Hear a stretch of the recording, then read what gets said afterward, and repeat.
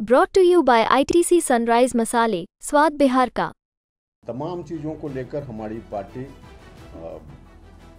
बिहार और बिहार से बाहर अन्य राज्यों में भी अपना विस्तार चाहती है और इसलिए हम सब लोगों ने अभी सदस्यता अभियान की शुरुआत की है।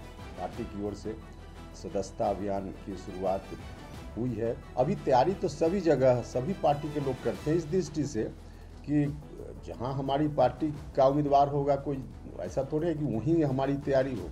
गठबंधन में किसी पार्टी का उम्मीदवार तो होगा ही सब जगह, तो जहां हमारी पार्टी का उम्मीदवार होगा वहां उनको मदद मिलेगी हमारे संगठन से। जहां घटक दल में किसी और पार्टी का उम्मीदवार होगा उनको भी मदद चाहिए। तो सभी जगह तैयारी तो सभी लोग करते हैं और हमारी पार्टी भी कर रही है। लोकसभा का जो फॉर्मूला हुआ उससे थोड़ा नुकसान भी हुआ है, तो पुराने अनुभव के आधार पे आदमी आगे करेक्ट करता है, तो इसलिए करेक्शन होगा। बिहार पर विशेष ध्यान देने की ज़रूरत है केंद्र सरकार के द्वारा। फिर से एक बार पार्लियामेंट के सदन में पहुंचने का मुझको अवसर मिला।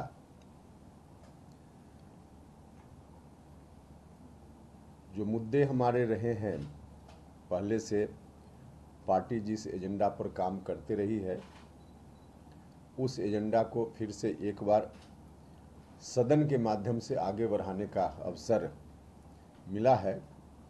ऐसे उन मुद्दों को लेकर हम सड़क से लेकर सदन तक पहले भी आवाज़ उठाते रहे हैं, तो सड़क पर तो हमेशा चलते ही रहा है जब मौका मिला सदन में भी, तो इस बार फिर से एक बार मौका मिला है। खास करके कुछ मुद्दे तो बिहार से संबंधित मेरी जवाबदेही भी है, क्योंकि बिहार को ही मैं रिप्रेजेंट करूंगा सदन में, तो वहाँ से संबंधित मुद्दे हैं और कुछ मुद्दे जो देश के स्तर के हैं उनको भी बल देना है, ताकत देनी है। बिहार के संदर्भ में एक तो हमारे प्रधानमंत्री जी ने संकल्प व्यक्त किया है कि देश को विकसित राष्ट्र की श्रेणी में शामिल करना है। स्वाभाविक रूप से देश विकसित राष्ट्र की श्रेणी में तभी शामिल होगा जब बिहार और बिहार जैसे दूसरे प्रांत हैं उनको भी विकसित राज्यों की श्रेणी में शामिल किया जाएगा। और इस दृष्टि से बिहार पर विशेष ध्यान देने की ज़रूरत है केंद्र सरकार के द्वारा, और केंद्र की सरकार ने ध्यान दिया भी है। अभी जो बजट आया तीसरी बार सरकार बनने के बाद केंद्र में, उस बजट के माध्यम से बिहार में स्पेशल फोकस केंद्र की सरकार ने किया है, और इस बात के लिए हम अपनी पार्टी की ओर से भारत के प्रधानमंत्री नरेंद्र मोदी जी का धन्यवाद करते हैं। बिहार की सरकार भी अपनी जगह काम कर रही है। बहुत कुछ बिहार की सरकार ने, माननीय मुख्यमंत्री जी ने भी किया है बिहार के लिए, लेकिन कुछ क्षेत्र हैं ऐसे जहां ज़्यादा और करने की ज़रूरत है, जिसमें शिक्षा का, स्वास्थ्य का, जो गरीब लोगों से सीधे जुड़ा हुआ विषय है, नौजवानों के रोजगार का अवसर बिहार में, क्योंकि बिहार के नौजवानों को अभी भी, नौजवान और दूसरे मजदूरी करने वाले लोगों को बिहार से बाहर अभी भी जाना पड़ रहा है। पहले के कंपैरिजन में अब कम हुआ है, लेकिन फिर भी यह समस्या भी है जिस पर भी बहुत कुछ काम करने की ज़रूरत है। बिहार दूसरे कई राज्यों की तरह कृषि प्रधान राज्य है, और बिहार के बंटवारा के बाद खास करके वहाँ कृषि पर विशेष ध्यान देने की ज़रूरत है। राज्य की सरकार ने कृषि रोड मैप बनाकर वहाँ ध्यान दिया भी है। भारत की सरकार का ध्यान इसी तरह से और बिहार पर आगे रहे, यह मेरी जवाबदेही है कि सदन में इन सवालों को मैं उठाते रहूं। इसके साथ ही साथ देश के स्तर पे कई चीज़ें हैं जिसमें मुख्य रूप से जिसको हमारी पार्टी ने हमेशा मुद्दा बनाया है, देश में जो न्यायपालिका है उसमें लोकतंत्र नहीं है। ये हम सब लोगों के लिए दुर्भाग्य की बात है। हमारा देश जाना जाता है दुनिया में डेमोक्रेटिक स्टेट के रूप में। प्रजातंत्र हमारे यहाँ काफ़ी मजबूत है, पुराना है, तो इस रूप में दुनिया के लोग मानते हैं और सच भी है। लेकिन अभी भी विडंबना इस बात की है और दुख भी है कि लोकतंत्र की एक तरह से सबसे बड़ी संस्था न्यायपालिका, उसमें जो जजेज की बहाली के प्रावधान हैं वह बिल्कुल डेमोक्रेटिक नहीं है और उसमें जो व्यवस्था है उस व्यवस्था के तहत बहुत कम लोगों को जज बनने का अवसर मिल पाता है। बाकी के लोग किसी जात के हों, किसी धर्म के हों, उनके बच्चे चाहे पढ़ने में जितना भी मेरिट रखते हों, वो चाहें कि सुप्रीम कोर्ट और हाई कोर्ट में जज बन जाए तो उनके लिए संभव नहीं है, दरवाज़ा बंद है। और इसका नतीजा भी है कि सामान्य तौर पे वही जज बनते हैं जिनके पहले से परिवार के रिलेशन में कोई ना कोई व्यक्ति जज हैं या बहुत पहुंच वाले हैं, राजनीति के क्षेत्र में जिनका कोई पहले से है, जो पैसे वाले हैं, उन्हीं परिवारों से लोग जज बन रहे हैं अधिकांशतः।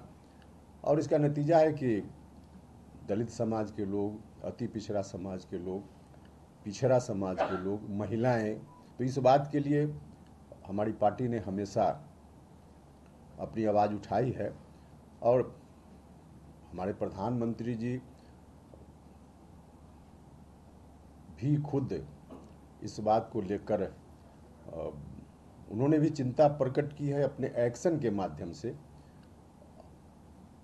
आज की राष्ट्रपति जी, इसके पहले वाले राष्ट्रपति, उन लोगों ने भी कई बार कई मौक़ों पर कहा है कि यह कॉलेजियम सिस्टम जो है जिसके चलते सभी लोग जज नहीं बन पाते हैं, यह ठीक नहीं है। सब लोगों ने दुख व्यक्त किया है और इसी बात को ध्यान में रखते हुए पिछली सरकार में कॉलेजियम सिस्टम से अलग एक दूसरी व्यवस्था लाने का प्रयास भारत सरकार की ओर से हुआ था। सरकार ने डिसीजन लिया, पार्लियामेंट से भी डिसीजन हुआ, लेकिन फिर अंत में जाकर कोर्ट ने ही कहा कि हम इसको नहीं मानते हैं। तो यह भी स्थिति हम सब लोगों के लिए ठीक नहीं है कि पार्लियामेंट जिसको कर दे, सरकार जिसको करे, उसके बाद कोर्ट कहे कि हम नहीं मानते हैं, तो यह भी स्थिति ठीक नहीं है। तो इसको लेकर के हमारी पार्टी निरंतर पहले से आवाज़ उठाती रही है और इस बार फिर से इसको सड़क पर तो हम लोग कर ही रहे थे, सदन में भी इसको लेकर आवाज़ उठाएंगे। और इन तमाम चीज़ों को लेकर हमारी पार्टी बिहार और बिहार से बाहर अन्य राज्यों में भी अपना विस्तार चाहती है और इसलिए हम सब लोगों ने अभी सदस्यता अभियान की शुरुआत की है। पार्टी की ओर से सदस्यता अभियान की शुरुआत हुई है। पिछले 9 अगस्त से बिहार में सदस्यता अभियान चल रहा है और बाकी अब 15 सितंबर से बिहार से बाहर के राज्यों में भी सदस्यता अभियान का काम प्रारंभ होगा और सदस्यता के माध्यम से हम बिहार सहित देश के अन्य राज्यों में भी पार्टी की पहुंच को बनाएंगे और पूरी गोलबंदी इस रूप में हम करेंगे। इसके साथ ही साथ अब बिहार विधानसभा का चुनाव भी करीब है, अगले ही साल होना है, बहुत समय नहीं है। अभी के बाद तो बीच में कुछ पर्व त्यौहार का ही महीना है, फिर तुरंत नया साल आ जाएगा और नया साल में विधानसभा का चुनाव होना है। तो उस दृष्टि से भी बिहार में मजबूती से 243 जगह कैसे एनडीए की जीत हो, इस बात को लेकर हमारी पार्टी तैयारी कर रही है और निश्चित रूप से जो तैयारी हो रही है उसके आधार पे हम कह सकते हैं कि इस बार फिर से, माफ़ कीजिएगा, इस बार फिर से एनडीए की सरकार बिहार में बनेगी और विकास की गाड़ी जो माननीय प्रधानमंत्री जी के नेतृत्व में देश भर में और मुख्यमंत्री जी के नेतृत्व में बिहार में चल रही है, वह और आगे तेज गति से बढ़ेगी। नहीं, राष्ट्रीय लोक मोर्चा कितनी सीटों पर लड़ेगी यह तो समय पर फाइनल होगा, अभी फाइनल नहीं है। अभी तैयारी तो सभी जगह सभी पार्टी के लोग करते हैं इस दृष्टि से कि जहां हमारी पार्टी का उम्मीदवार होगा, कोई ऐसा थोड़ी है कि वहीं हमारी तैयारी हो। गठबंधन में किसी पार्टी का उम्मीदवार तो होगा ही सब जगह, तो जहां हमारी पार्टी का उम्मीदवार होगा वहां उनको मदद मिलेगी हमारे संगठन से। जहां घटक दल में किसी और पार्टी का उम्मीदवार होगा उनको भी मदद चाहिए। तो सभी जगह तैयारी तो सभी लोग करते हैं और हमारी पार्टी भी कर रही है। लोकसभा चुनाव में जिस तरह से सीटों का बंटवारा हुआ, आपकी पार्टी को सिर्फ एक सीट मिली थी। विधानसभा चुनाव में कैसे आप देख रहे हैं, उसमें कुछ अलग फार्मूला हो या वही फार्मूला उसी रेशियो में दिया जाए? नहीं, फार्मूला तो विधानसभा और लोकसभा का अलग अलग होता ही है, और लोकसभा का जो फार्मूला हुआ उससे थोड़ा नुकसान भी हुआ है। तो पुराने अनुभव के आधार पे आदमी आगे करेक्ट करता है, तो इसलिए करेक्शन होगा। प्रोफेसर साहब, एक सवाल है। देश के बाहर एक ही चर्चा हो रही है, विदेश की धरती पे भारत में भूखमरी बहुत है, आतंकवाद बहुत है, राष्ट्रवाद बहुत है। ये कितना उचित है कि देश का कोई नेता जाके विदेश की धरती पे देश का अपमान करे? यह तो उचित नहीं है। देश से बाहर तो हम सभी एक ही हैं। देश से बाहर कोई पार्टी नहीं होती है, देश से बाहर कोई पक्ष विपक्ष भी नहीं होता है।